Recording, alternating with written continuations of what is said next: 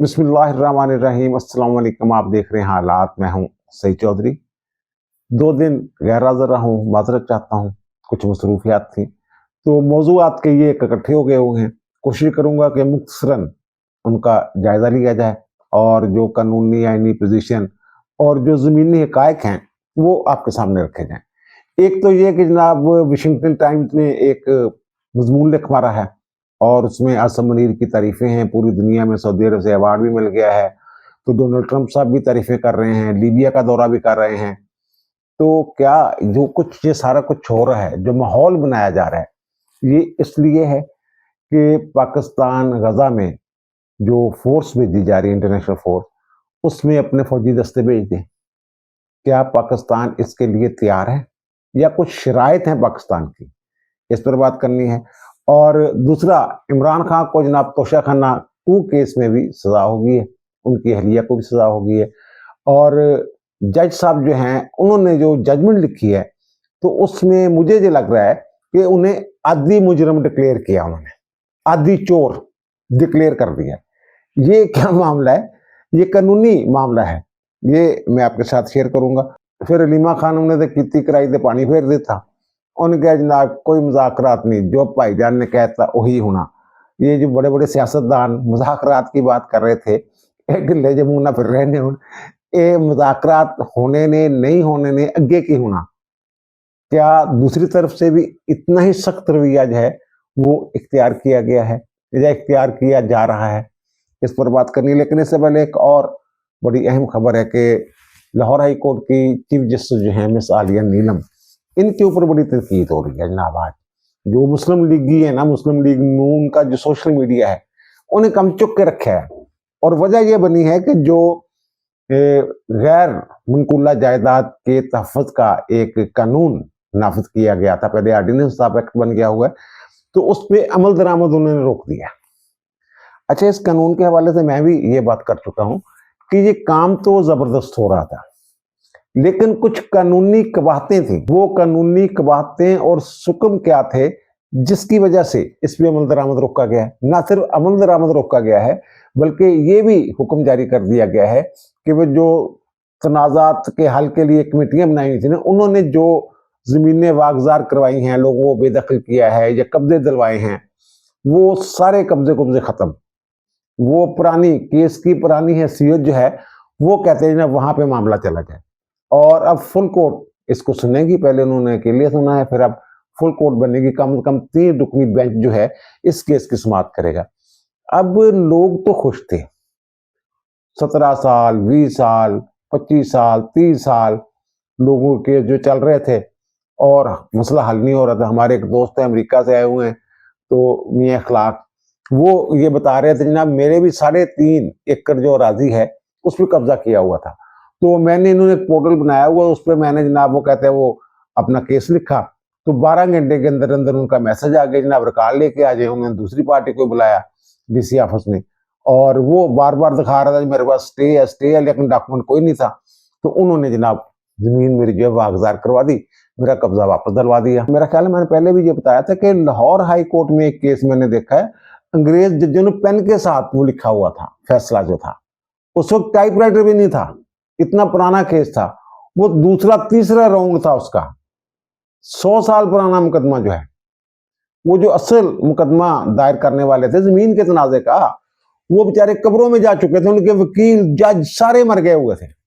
अब पता नहीं दूसरी या तीसरी नस्ल जो है वो लगी हुई थी मुकदमाबाजी में। तो बहरहाल ये इस पे खुश तो थे लोग, लेकिन मैंने कहा ना कुछ कानून से मावरा तो नहीं ना होना चाहिए कुछ भी।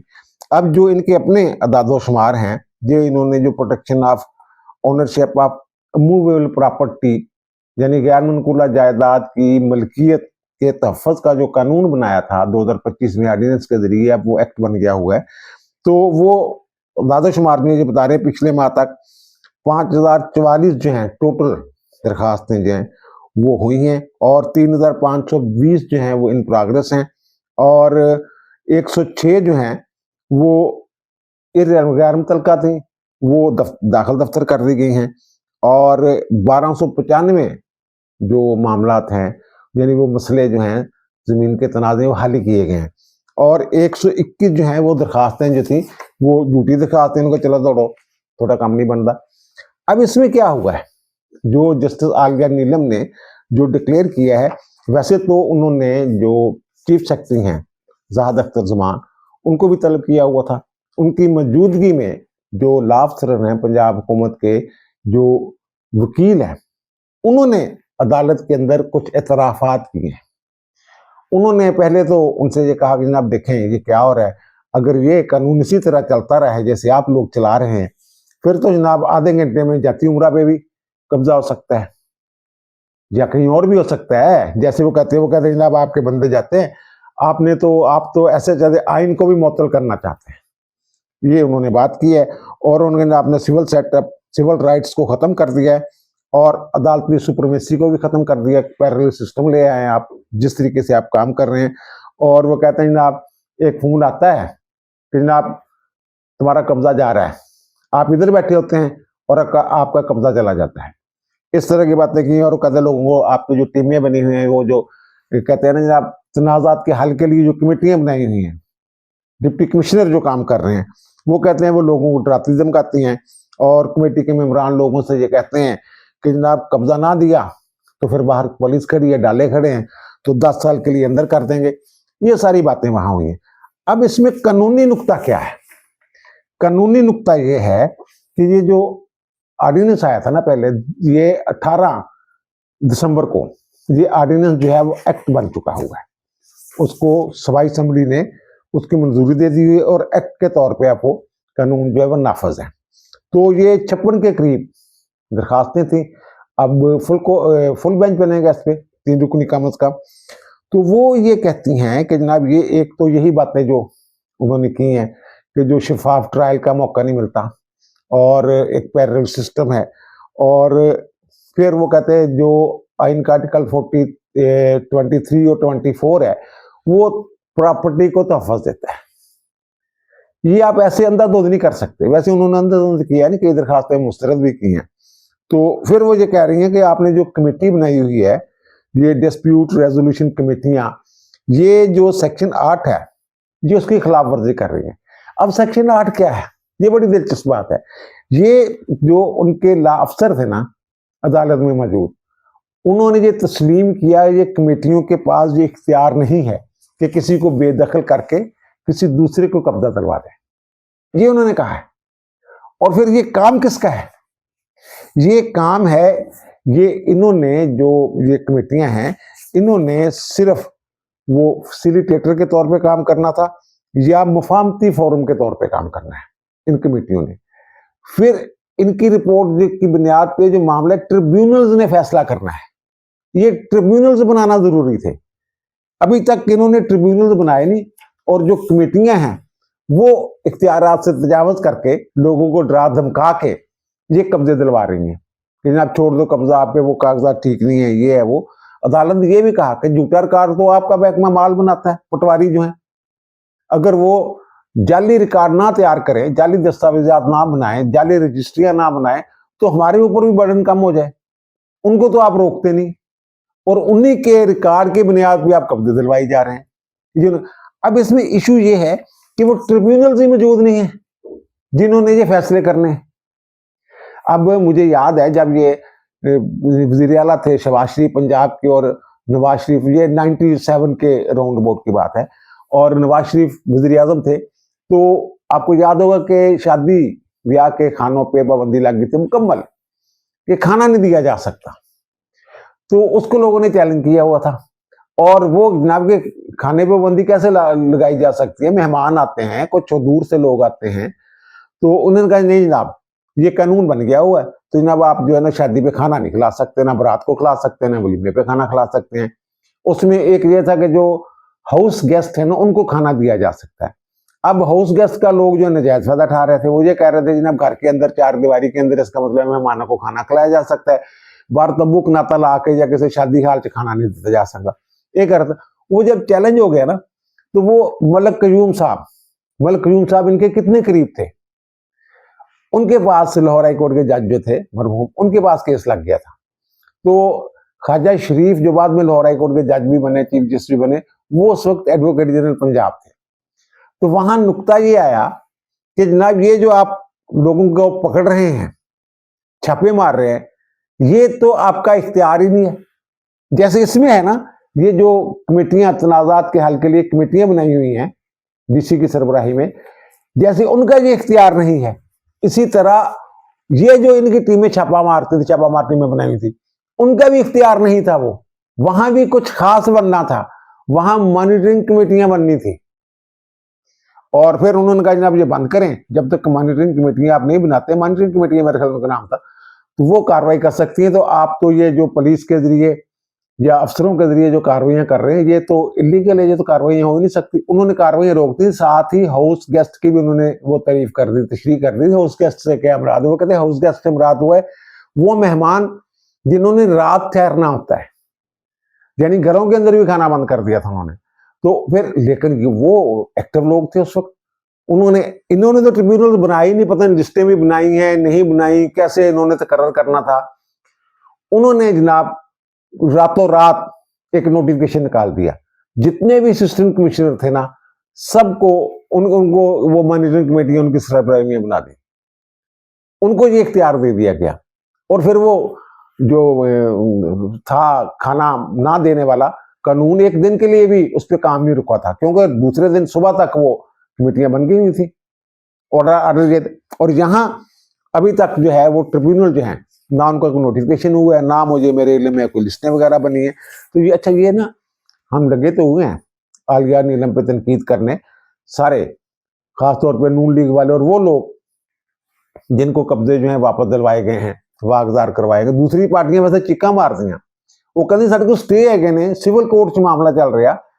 यही आलिया नीलम ने क्या, जिन लोगों के पास स्टे हैं, सिविल कोर्ट्स में मामला चल रहे हैं, जज खामोशी के साथ मुकदमात की समाअत कर रहे हैं, लेकिन मसला तो यह है ना कि जज कितनी देर ला देंगे ने 100 साल चलने वाले के मुकदमे की मैं थोड़ा मिसाल देती है। तो वो कहते हैं जनाब फैसले बोलते हैं, आप बटके धमकियां लगा कर जनाब लोगों से वो जनाब खाली करवा लेते हैं और दूसरे लोगों को दे देते हैं। तो उसमें ज़ाहिर फिर वो कहते हैं कल को ये कब्जा माफिया वो उनके साथ मिल जाएंगे और इसका मिस यूज शुरू हो जाएगा। ये उन्होंने बातें की कानूनी निकाल। अच्छा, इससे पहले भी ना ये यही वाला मामला जो है ट्रिब्यूनल वाला और कमेटियों वाला, जो कमेटी है ना इनकी जो तनाजात हल करने के लिए बनाई गई कमेटी है, इस हवाले से ये 18 दिसंबर को Lahore high court Multan bench से भी एक फैसला आ चुका हुआ है। ये हैं जनाब जस्टिस अहमद नदीम अरशद साहब, वो उन्होंने ये फैसला दिया था कि जनाब ये जो कमेटियां हैं ना आपने बनाई हुई, ये जनाब इनका काम महज इतना है कि ये इब्तदाई तफ्तीश कर सकती हैं, इब्तदाई किस्म काम, और मुफाहमती फोरम के तौर पे ये काम कर सकती हैं। किसी भी मसले पर बेदखली, जबरदस्ती कब्जा छुड़वाने या कब्जा बहाल करने का कोई इख्तियार इन्हें नहीं है। वो ना आर्जी तौर पे ना मुस्तकिल तौर पे, उनका इख्तियार ही नहीं है।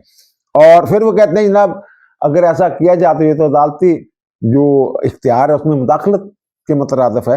तो वह कहते हैं कि जब कब्जा बहाल करने, बेदखली, जबरदस्ती अमल दरामद वगैरह करवाने के तमाम इख्तियारात जो सिर्फ ट्रिब्यूनल्स को हैं, ट्रिब्यूनल्स के पास हैं, यानी जबरदस्ती वो कब्जा वगैरह छुड़वाने वो ट्रिब्यूनल्स के पास जो सेक्शन 16 और 17 में दर्ज है, उसके मुताबिक जो है ये ट्रिब्यूनल ने काम करना है। ये जो सेक्शन 8 है या जो भी सेक्शन है इन कमेटियों का, उनका ये काम नहीं है। उन्होंने ये कर सकते दोनों फ्रीकैन को बुला लें, हाँ भी जनाब आप देखें क्या है क्या, मुफाहमत करवा के। असल मामला ट्रिब्यूनल ने हल करना है। ट्रिब्यूनल ही जब मौजूद नहीं है तो फिर आप कैसे जनाब उसको कार्रवाई कर सकते हैं? कमेटियां शमेटियां जो हैं, उन्होंने जो फैसला है बज़ाहिर तो दुरुस्त है, क्योंकि कमेटियों ने कब्जे दिलवाए हैं, लोगों को बेदखल किया है, वो तो ट्रिब्यूनल का काम था। इसलिए उन्होंने कहा जनाब ये साबका सीओजे बहाल होगी, अब अदालत फैसला करेगी। अब छुट्टियां आ गई हैं गर्मियों की और सर्दियों की, सॉरी, तो फिर जनाब वो सर्दियों की छुट्टियों के बाद यह बेंच में बनेगा। फिर है ये जो इसका जो है ना, जो इन्होंने तस्लीम किया है अदालत के अंदर, जनाब कमेटियों के पास कोई इख्तियार नहीं है। ये पैराग्राफ नंबर 3 है जो उन्होंने अबूरी आर्डर जारी किया है जस्टिस मिस आलिया नीलम ने, तो उसमें ये सारी चीजें तस्लीम कर रहे हैं कि इन कमेटियों के पास कोई इख्तियार नहीं जो बेदखली वगैरह करवा रहे हैं, और ये तो ट्रिब्यूनल का इख्तियार है। जब खुद ही मान के आ गए हैं तो फिर दूसरी बात यह है कि जो इमरान खान साहब वाला इशू है कि इमरान खान साहब को जनाब तोशाखाना 2 केस में भी वो 17 साल मजमूई तौर पे सजा हो गई है। अब इस हवाले से मुख्तलिफ खबरें आ रही हैं कि जनाब वो वकला के साथ लड़ पड़े। उनके वकील कह रहे हैं सलमान सफदर साहब जनाब कि उन्होंने जनाब वो फैसला सुन के मुस्कुराए। अब असल सूरत मैं आपके सामने रख देता हूँ, वहाँ हुआ क्या था। ये दोनों, ये इमरान खान साहब आए हैं, बाद में बुशरा बेगम आई हैं, ये जनाब पीछे जाके बैठ गए। तो जज साहब आए हैं, इनके कोई वकील थे, वो जनाब जूनियर वकील, वो आए हैं, उनके जनाब कहाँ हैं मुलजमान, कहाँ हैं, उनके जनाब पीछे बैठे हैं, वो बैठे हुए, वो ये उठ के गए नहीं, ये बैठे रहे वहां पे।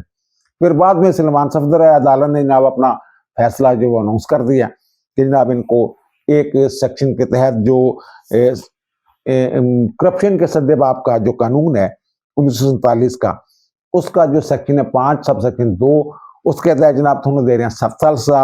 और जो पीपीसी का जो सेक्शन है 409 क्रिमिनल ब्रीच ऑफ ट्रस्ट, यानी वजीर आजम होंगे तुसी ट्रस्ट तोड़िया, एतमाद तोड़िया, इस वास्ते जनाब दे रहे हैं 10 साल सजा।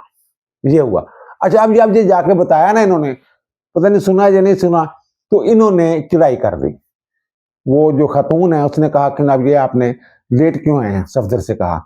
और इमरान खान ने कहा यार, अच्छा इमरान खान ने अब ये कहा है वहां कि ये इन्होंने मुझे सजा देनी देनी है, इन्होंने मुझे बाहर नहीं निकलने देना। यानी उन्हें पहले से ही अंदाजा था कि ये जजमेंट आने वाली है। अब इमरान खान को जनाब मेरे ख्याल मजमूई तौर पे 6 मुकदमात में अब तक सजा हो चुकी है। कुछ में वो बरी भी हो गए हैं, कुछ मुअत्तल भी हैं सजाएं। एक तो वो पहला केस जो था, ये इन्होंने कवायफ नहीं छुपाए थे, तोशाखाना के तहाइफ जो है अपने इन्होंने जाहिर नहीं किए थे, असासे जो हैं इनके पास गिफ्ट आ गए थे, लेकिन इन्होंने छुपा लिए थे वो इलेक्शन लड़ते वक्त। तो या वो जो अदालत में वो इलेक्शन कमीशन में जो डिक्लेरेशन देना होता है उसमें, तो उस पर उन्होंने इस्तगासा किया था और मेरे ख्याल 3 साल शायद सजा हुई थी इस्तगासे पे उस पर। तो इनको नाहल भी कर दिया था मियाँ वाली सीट से, आपको याद होगा। और दूसरा जो तोशाखाना 1 है, उनमें खान साहब को 14 साल और बुशरा बेगम को जो है वो सजा हुई थी 10 साल। और फिर साइफर केस में इमरान खान को 10 साल सजा हुई थी, उसमें बरी हो गया होगा। इज्जत केस में 7 साल सजा थी, वो भी बरी हो गया होगा। अलकादर ट्रस्ट 190 मिलियन 14 साल सजा है इन्होंने। और फिर जो ये तोशाखाना 2 में अभी 17 साल, असल में ये 10 साल ही सजा समझी जाएगी, ये वाली जो है ये इकट्ठी चलनी है सजाएं। और फिर इनको एक सेक्शन है ज़ाब्ता फौजदारी का, उसका भी फायदा दे दिया गया कि जनाब ये जो अब जितनी देर तक ये जेल में रहे ना इस केस में, तो ये जो कह रहे हैं ना तारड़ साहब कि जनाब ये पहली सजाएं खत्म होंगी तो उसके बाद ये शुरू होंगी, ऐसा नहीं है। ये जितनी देर जेल में रहे ना, ये जेल में ही तस्वर किए गए हैं। जितनी देर जेल में रहे हैं ना दौरान समात इस केस की, वो मिनहा कर दिया जाएगा इन 10 सालों में, क्योंकि इकट्ठी चल रही है। जो बड़ी सजा है 7 साल तो पहले खत्म होने, 10 साल बाद में, वो बस ये ऐसे होना है। और जनाब ये अलकादर ट्रस्ट मैंने बता दिया ना, वहां भी इनको सजा हुई, इस तरह इनको कोई। अब इसमें वो मुतलका जो आर्डर का हिस्सा ना, वो भी हम आपको दिखा रहे हैं। उसमें ये कहा है कि जनाब इनकी उम्र ज्यादा है इमरान खान की, और जो मुजरमा है बुशरा बेगम वो खातून है, इसलिए मैं इनको कम सजा दे रहा हूं। यानी मिटिगेशन सर्कमस्टांसेस, यानी सजा में रायत देने के जो हालात और वाकयात हालात होते हैं, उसको उन्होंने जनाब अटैक किया है यहाँ पे जनाब। ये अब ये जो कमतर सजा की बात कर रहे हैं ना, ये जो फौज वाला कानून है, ये जो मैं कह रहा हूं कि क्रिमिनल मिसकंडक्ट करप्शन वाला जो कानून है, उसमें तो इसमें है ही 7 साल सजा थी पहले, अब उसमें 10 साल कर दी गई, कानून में सजा में इजाफा कर दिया गया। और जो ब्रीच ऑफ ट्रस्ट 409 पीपीसी है, उसमें ज्यादा है 10 साल। फिर रायत इन्होंने करप्शन वाले केस में की है ना, 3 साल कम कर दी। अब ये जो सजा है ये कहते मैंने कम कर दी, ये क्यों लिखना पड़ा उन्हें? ये जनाब सेटल लॉ है कि जनाब अगर एक बंदा बार बार एक ही जुर्म करता है, आदमी मुजरम है, फर्ज करें कोई बंदा चोर है, उसने 10-20 हजार की एक चोरी की और उसको 2-3 साल सजा होगी, और जेल से निकलने के बाद जनाब वो फिर एक चोरी कर लेता है, तो उसका जो क्रिमिनल रिकॉर्ड है अदालत के लिए मगर आ जाता है, तो अदालत वैसे आमतौर पर फर्द जुर्म में ये साबित कर दे कि तू तो आदमी मुजरम है यार, पहले भी तो नहीं इसके 2 दफा सजा हुई, तीसरी दफा फिर तो हुई केस जुर्म करके बैठ गया, तेन फुल डोज मिलेगी, जिन्नी ज्यादा ज्यादा सजा ना वो मिलेगी। यहां इनको फुल डोज मिलना थी, 20 साल सजा।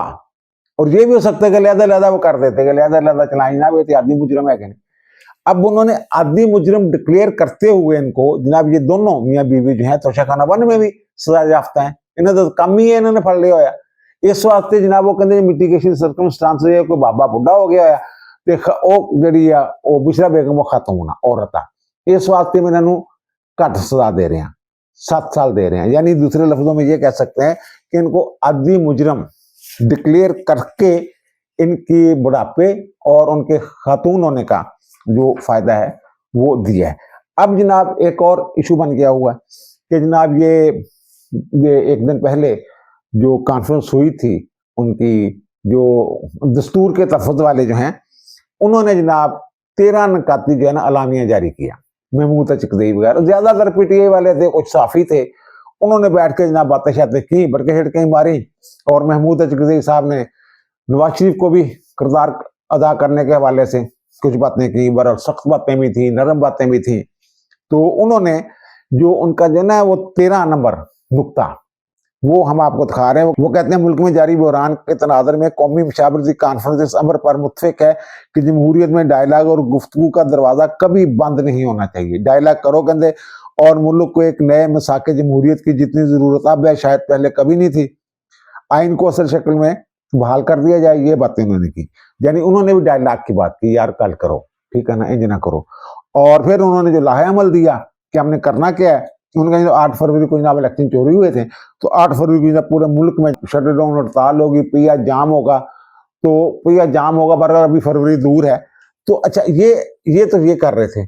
और दूसरी तरफ जो वज़ीर आज़म साहब वो भी कई दफा कहते हैं कि जनाब आए बैठे हैं, मिलकर बैठ करते हैं, बात करते हैं, आगे बढ़ते हैं। और एक दिन पहले मुस्लिम लीग नून के जो रहनुमा हैं और साबिक वफाकी वजीर हैं ख्वाजा साद रफीक साहब, जेल भुगती है इनके दौर में, उन्होंने अच्छी खासी जेल भुगती है।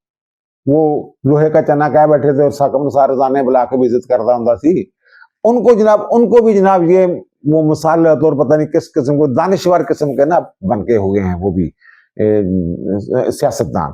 तो वो कह रहे हैं कि जनाब ये जो है ना बानी तहरीक इंसाफ इमरान खान की कोई जमानत देने को तैयार नहीं है, जमानत देने लिए तैयार नहीं भाई। जब वो कहता कि मेरे तो जमानत लवो, ये भी देखने वाली गल है ना, वो तो आंदा ही नहीं उस पास से, किसी और पास अंदर खाते पैर भी फटता, ये खबर है। अच्छा बहरहाल वो कहता ये नवाज शरीफ को जनाब इसमें किरदार अदा करना पड़ेगा। नवाज शरीफ सबसे बड़े हैं, उन्हें आगे आकर बात करना पड़ेगी, बात करें ताकि मुखालफिन पर प्रेशर कम हो।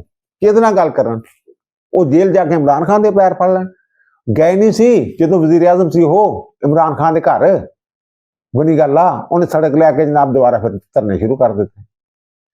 यही कहन गए सी ना चलाओ हाथ मिलाइए, हुकूमत मिलकर चलाइए, अगे वधिए, नहीं की सी ना उन्होंने गल की थी।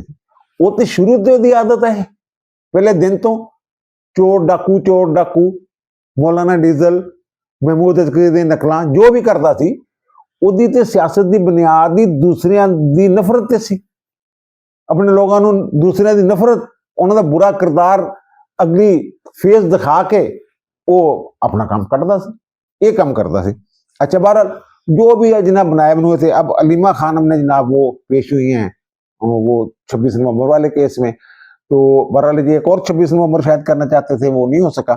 तो वहां जो उनकी साफियों के साथ बात हुई है तो उन्होंने कहा जनाब ये पहले सुन लीजिए क्या कह रही है। जो लोग कह रहे हैं कि मुज़ाकरात किए जाएं वो इमरान खान की पार्टी के नहीं होंगे, फिर वो कहते हैं ना इमरान खान ने तो पैगाम दे दिया हुआ, किस बात के मुज़ाकरात। वो तो कहते हैं कोई मुज़ाकरात नहीं होंगे, और वो उन्होंने तो कह दिया स्ट्रीट मूवमेंट, सड़कों से निकलो।